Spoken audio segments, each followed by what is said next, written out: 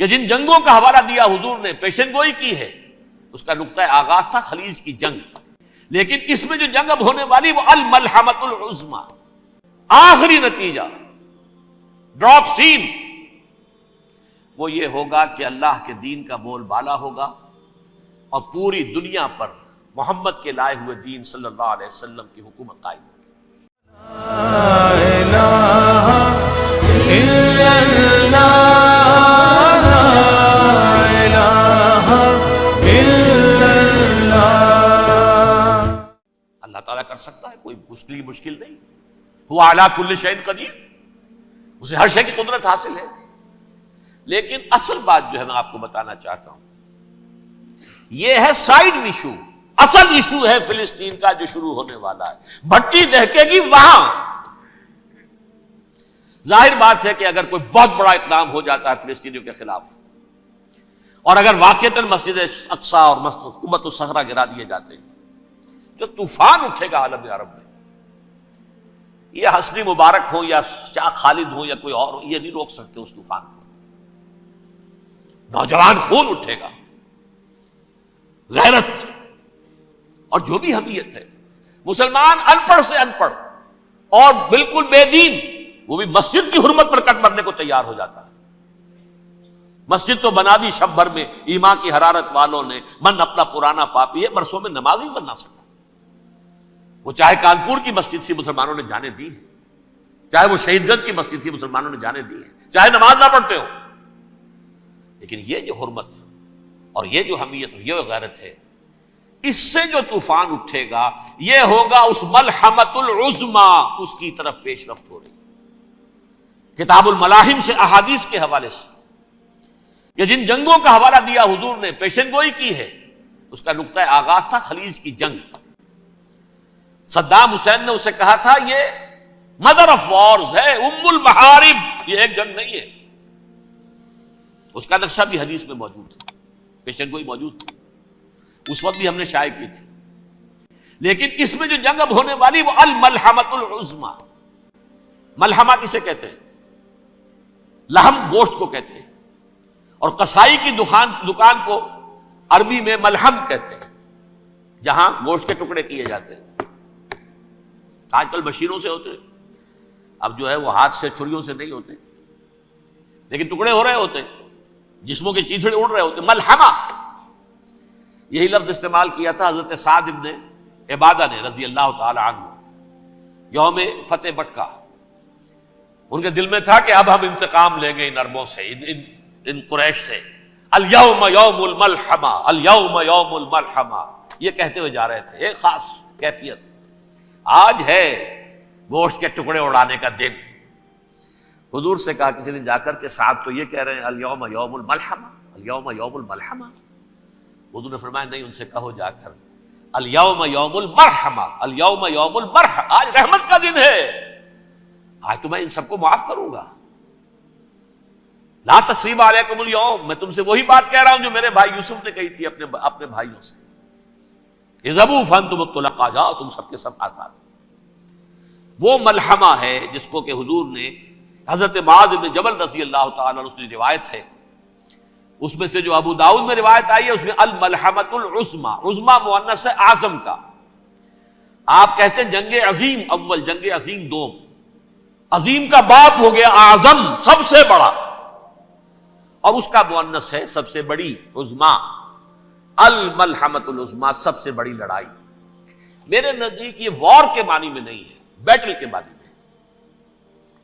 انگریزی میں یہ دو لفظ علیحدہ ہیں، وار، بیٹل۔ وار سالوں کو محیط ہوتی ہے، بیٹل کسی ایک خاص جگہ پر جو لڑائی ہوتی ہے اس کو کہتے ہیں۔ حضور کے اور قریش کے درمیان 6 سالہ وار تھی، جنگ تھی، لیکن battles, battle of Uhud, battle of Badr, یہ بیٹلز تھی، لڑائیاں تھیں۔ تو عظیم ترین جنگ شاید اس اعتبار سے نہ ہو جیسے کہ ورلڈ وار 1 اور ورلڈ وار 2، یعنی اس کی وسعت کا اتنا معاملہ نہیں اور طوالت کا نہیں، لیکن جو لڑائی جو ہے بیٹل ہونی ہے، جس کو کہ یہ لوگ، یا چونکہ میں نے کہا تھا شروع میں کہ سرما ہے میری آنکھ کا خاک حجاز و حول قدس، نیو ٹیسٹمنٹ کی آخری کتاب ہے the book of revelation, revelation of saint John, اس میں آرمگیڈون کہا گیا ہے اسے۔ ہر مجدون، یہ عبرانی لفظ ہے، ہر کہتے ہیں اونچی جگہ کو، سطح مرتفع، مجدون میگیڈو، میگیڈو ایک وادی ہے، مرتفع، وادی مرتفع، یہ ہے واقع لبنان، اسرائیل اور شام کے درمیان جو ٹکڑا، جو ٹرائنگل بنتی ہے، یہ ہے، یہاں پر بڑی جنگ لڑی جائے گی، اور یہ جنگ جنگ صلیب ہوگی، جو کہا ہے بش نے، یہ جنگ صلیب۔ سیکنڈ ملینیم شروع ہوئی تھی تو پہلی صلیبی جنگ ہوئی تھی، تھرڈ ملینیم شروع ہوا ہے، یہ سیکنڈ صلیبی جنگ ہے، یہ کروسیڈ ہے۔ اور میں اس مرتبہ امریکہ گیا تھا تو پہلی مرتبہ مجھے وہاں ایک رسالہ ملا ٹرمپٹ نام کا، یہ امریکہ کے جو بہت ایکسٹریمسٹ قسم کے پروٹیسٹنٹس ہیں، یہ ان کا رسالہ ہے، اور ان کے بارے میں اب کہا جا رہا ہے وہ کرسچین زائنسٹ ہیں۔ آپ شاید پہلی مرتبہ یہ لفظ سن رہے ہو، زائنسٹ تو ہم سمجھتے ہیں یہودیوں کو، کرسچین زائنسٹ وہ ہیں جو ہیں تو عیسائی پروٹیسٹنٹس ہیں، لیکن اسرائیل کے وہ حمایتی یہودیوں سے بڑھ کر ہیں۔ یہ میری کسی پہلی تقریر میں شاید بہت سے حضرات کو یاد آ جائے، میں نے کہا تھا 4 سال پہلے ہمارا تنظیم اسلامی کا ایک کنونشن ہوا تھا ہوسٹن میں، امریکہ کا جنوبی علاقے کا شہر ہے۔ ایک سیشن اس میں ہم نے رکھا تھا انٹرفیتھ، ایک عیسائی کو بلایا تھا، ایک یہودی بہت بڑا وہاں کا عالم ہے اس کو بلایا تھا۔ اس یہودی عالم نے، ڈاکٹر وشوگراٹ، جو وہاں کی یونیورسٹی میں پروفیسر ایمیریٹس ہے، اس نے کہا تھا کہ یہ اسرائیل کو تو سپورٹ کر رہے ہیں عیسائی، ہم تو نہیں کر رہے۔ جو پریکٹسنگ یہودی ہیں وہ زیادہ اسرائیل کے حق میں نہیں تھے، یہ تو سن 67 کے بعد انہوں نے اسرائیل کو تسلیم کیا ہے، وہ تو منتظر تھے کہ ہمارا مسیحا آئے گا تو اس کی قیادت میں جنگ کریں گے، جیسے شیعہ منتظر تھے کہ مہدی موعود آئیں گے تو پھر ہم کچھ کریں گے۔ وہ امام خمینی نے کہا بھائی جب وہ آئیں گے آ جائیں گے، لیکن ہم کچھ راستہ کے لیے۔ زائنسٹ نے آگے بڑھ کر ریاست قائم کر لی، اور جب یروشلم پر بھی پورا قبضہ کر لیا، تب جو ہے در حقیقت مذہبی یہودی جو ہے پھر انہوں نے اپنایا ہے، اون کیا ہے، اور نئے سیٹلمنٹس جو بھی بنے ہیں وہاں پر اسرائیل میں، اس میں اکثر و بیشتر مذہبی یہودی آیا، اور بروکلن کے علاقے سے سب سے بڑھ کر آئے ہیں، جو امریکہ میں نیو یارک کا ایک جنوبی علاقہ ہے، بہت بڑا یہودیوں کا بہت بڑا گڑھ ہے۔ نیو یارک کو جیو یارک بھی کہا جاتا ہے، وہ تو اصل میں مرکز جو ہے وہ تو یہودیوں کا ہے۔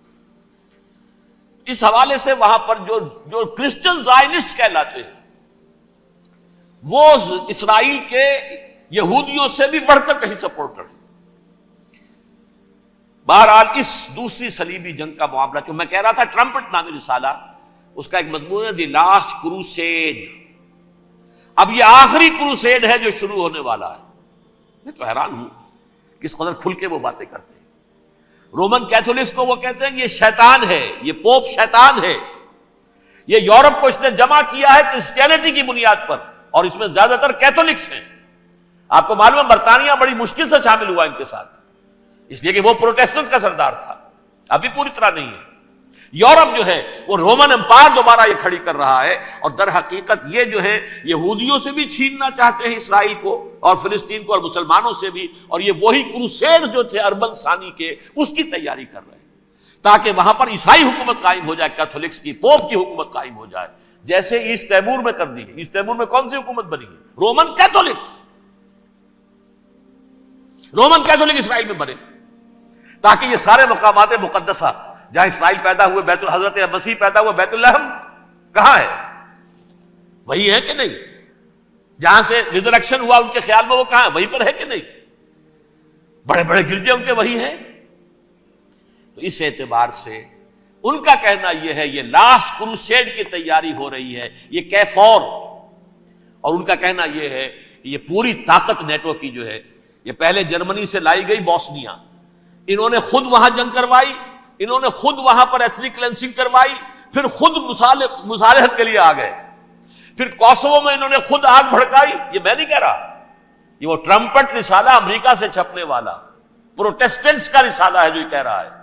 پھر انہوں نے کوسوو کے اندر کروایا، اور پھر وہ وہاں پر پیس فورس کی حیثیت سے آ گئے۔ اب وہ میسیڈونیا میں کروا رہے ہیں اور وہاں داخل ہو گئے ہیں۔ اگلا قدم ان کا سائپرس ہوگا، سائپرس میں ترکوں کو اور وہ گریکس کو لڑائیں گے اور وہاں آ جائیں گے، وہاں سے ایک چھلانگ لگائیں گے اور یہ فلسطین میں پہنچیں گے، اور یہ وہاں پر ایک رومن امپائر، اپنی پرانی رومن امپائر کی طرح کی رومن کیتھولک ریاست قائم کرنا چاہتے ہیں۔ تو وہاں امریکہ کے عیسائیوں میں بھی کوئی ایک طبقہ نہیں ہے، کیتھولکس بھی ہیں، کیتھولکس زیادہ نہیں ہیں ہمدرد، لیکن اب تابع ہو چکے ہیں۔ اسحاق ریبین نے جب یہ پیس ٹاک شروع ہوئی تھی، آپ کو یاد ہوگا شاید، کہ جب وہ آیا تھا واشنگٹن سے واپس فلسطین اسرائیل، تو پہلے روم میں رکا for an audience with the pope, اور پوپ کو اس نے ایک مرتبان سا پیش کیا تھا، حضرت سلیمان علیہ السلام کے زمانے کا مرتبان، اور کہا تھا دیکھیے 3000 برس تک ہم نے اس کی حفاظت کی ہے، اب یہ میں آپ کے حوالے کر رہا ہوں۔ اس کے بعد سے پوپ جو ہے بالکل رام ہو گیا، اور وہ عیسائیوں کے ساتھ اور یہودیوں کے ساتھ ان کا پورا معاہدہ ہو۔ اب پورا عیسائی ورلڈ جو ہے ویسے تو مجموعی یہودیوں کے شکنجے میں ہے، البتہ ان کے اندر بھی جھگڑے ہیں۔ جو وہاں پر وائٹ کرسچن ملیشیاز ہیں وہ ایکسٹریمسٹ ہیں کیتھولکس، ان کے نزدیک دشمن نمبر 1 یہودی، دشمن نمبر 2 مسلمان، دشمن نمبر 3 جو یورپ میں کالے ہیں، ایفرو امریکن، چاہے وہ عیسائی ہو گئے ہوں کوئی بھی ہو، یہ 3 دشمن ہیں جن سے انہوں نے کلینز کرنا ہے، صاف کرنا ہے ان کے خیال کے مطابق امریکہ کی سوسائٹی کو، اولاً یہود، پھر مسلمان، اور پھر یہ جو کالے ہیں۔ لیکن دوسری طرف پروٹیسٹنٹس کے اندر ایکسٹریمسٹ وہ ہیں جنہیں کہا جا رہا ہے یہ کرسچین زائنسٹ ہیں، یہ اسرائیل سے بڑھ کر سپورٹرز ہیں۔ بہرحال یہ اب جنگ ہوگی، اس کا نتیجہ کیا نکلے گا یہ تو اللہ ہی جانتا ہے۔ اب میں آخری بات کی طرف آ رہا ہوں۔ آخری نتیجہ تو جو بھی کچھ اپس اینڈ ڈاؤنز آئیں گے، تلک الایام نداولھا بین الناس، آخری نتیجہ ڈراپ سین وہ یہ ہوگا کہ اللہ کے دین کا بول بالا ہوگا، اور پوری دنیا پر محمد کے لائے ہوئے دین صلی اللہ علیہ وسلم کی حکومت قائم ہوگی۔ وہ گویا قیامت کی تمہید ہوگی، اس کے بعد بس قیامت آئے گی، کیونکہ مقصد کائنات، تخلیق کائنات پورا ہو جائے گا۔ پوری مخلوقات کے اندر مقصد تخلیق، کلائمیکس آف کریشن محمد الرسول اللہ صلی اللہ علیہ وسلم، دین کی تکمیل محمد الرسول اللہ صلی اللہ علیہ وسلم، اور اس خلافت عرضی کے لیے جو حضرت آدم کو خلافت دی گئی تھی، جب اس میں وہ خلافت پوری دنیا پر قائم ہو جائے گی، اس کا مقصد پورا ہو جائے گا۔ And that will be the beginning of the end, اس کے بعد قیامت ہے۔ آخری نتیجہ تو یہ نکلنا ہے، اس سے پہلے سزائیں ہمیں بھی مل رہی ہیں، اور یہاں میں کانٹے کی بات جو چھوڑ گیا تھا اس کو بیان کر دوں۔ اللہ نے اس مغضوب علیہم قوم کو، اس ملعون قوم کو کیوں اب تک چھوٹ دیے رکھی؟ میں بتا چکا ہوں یہ بڑے عذاب کے مستحق ہو چکے تھے حضرت عیسیٰ علیہ السلام کے زمانے میں، چھوٹ دی ہے ابھی تک ہے، بلکہ ایک مرتبہ ابھارا ہے، 1900 برس کے بعد ابھرے ہیں یہ، بالفور ڈیکلریشن 1917، سن 70 عیسوی کے بعد، تقریباً 1900 برس، 1850 برس تو ہے کم سے کم۔ پھر creation of Israel 1948، 1967 extension of Israel, یروشلم پر قبضہ، یہ سارا جو ہے کیوں ہے؟ اللہ تعالیٰ اس خیر امت محمد صلی اللہ علیہ وسلم، اس کے بہترین حصے کو سزا ان ملعونوں کے ہاتھوں دے رہا ہے۔ کیوں؟ جو جرم انہوں نے کیا تھا وہی ہم نے کیا۔ انہوں نے اللہ کی کتاب کو پیٹھ کے پیچھے پھینکا، نبذ فریق من الذین اوتوا الکتاب کتاب اللہ وراء ظہورہم، ہم نے اپنی پیٹھوں کے پیچھے پھینکا کہ نہیں؟ کولونیل رول سے آزاد ہوئے، کہیں اسلامی قانون نافذ کیا، کہیں اسلامی نظام قائم کیا؟ تو جو جرم ان کا تھا وہی ہمارا ہے، اور ہم خیر امت ہیں، اور ہمارے میں سے خیر ترین عرب ہیں، ان پر اللہ کا فضل، ان کی مادری زبان میں اللہ کی کتاب موجود ہے۔ پھر انہوں نے اللہ کے دین کو پیٹھ دکھائی۔ جو ملک آزاد ہوا کولونیل رول سے، یا اس نے قبلہ کر لیا اپنا ماسکو کی طرف، یا کر لیا واشنگٹن کی طرف، کسی نے مکے کو قبلہ بنایا، یہ بدترین سزا ہے۔ ویل للعرب من شر قد اقترب۔ اور ترمذی شریف میں تو یہاں تک روایت ہے من اقتراب الساعۃ ہلاک العرب، قیامت کے قرب کی ایک نشانی یہ بھی ہوگی کہ عرب ہلاک ہو جائے گے۔ ایک حدیث میں الفاظ آتے ہیں کہ حضور نے جب کہا یہ ہوگا یہ ہوگا یہ ہوگا یہ بربادی آئے گی، تو کسی زوجہ محترمہ نام میں بھول رہا ہوں، انہوں نے پوچھا کہ عرب اس دن کہاں ہوں گے؟ فرمایا العرب یومئذ قلیل، بہت کم۔ آخری خاتمہ ہونا ہے یہود کا حضرت مسیح علیہ السلام کے ہاتھوں، وہ عذاب جو 2000 برس تک ان سے ٹلا رہا وہ آئے گا، اور ان کے رسول ہی کے ہاتھوں آئے گا۔ لیکن اس سے پہلے مسلمانوں پر یہ عذاب آ رہا ہے، ہولوکاسٹ کے درجے کا عذاب آ رہا ہے۔ البتہ ہم پاکستانی اس میں یوں سمجھ لیجئے کہ وہ تو خبریں موجود ہیں احادیث میں، وہاں تو جو ہونا ہے، اتنے انسان مریں گے کہ ایک پرندہ جو ہے اڑتا چلا جائے گا، وہ نہیں چاہے گا کہ نیچے اترے تو کسی لاش پر اترے، اسے جگہ نہیں ملے گی زمین خالی کر کہیں اتر سکے، تھک ہار کر گرے گا، مرے گا تو بھی لاش کے اوپر گرے گا۔ یہ الفاظ ہیں حضور صلی اللہ علیہ وسلم، الملحمۃ العظمی الملحمۃ الکبریٰ، یہ لاسٹ کروسیڈ، ٹرمپٹ اخبار نے، میں اس کا فوٹو اسٹیٹ بھی کبھی آپ کو دکھا دوں، ویسے میرے ساتھ ہے وہ رسالہ ٹرمپٹ، دی لاسٹ کروسیڈ، اس کی تیاری ہو رہی ہے۔ وہ الملحمۃ العظمی اور ملحمۃ الکبریٰ جو ہے وہ آنے والی ہے۔ ابن ماجہ میں کبریٰ کہا ہے، اکبر کا مؤنث کبریٰ، ملحمہ کبریٰ سب سے بڑی جنگ، اور ملحمہ عظمی سب سے عظیم جنگ، یہ ہوگی اور بہت جلد ہوگی۔ لا الہ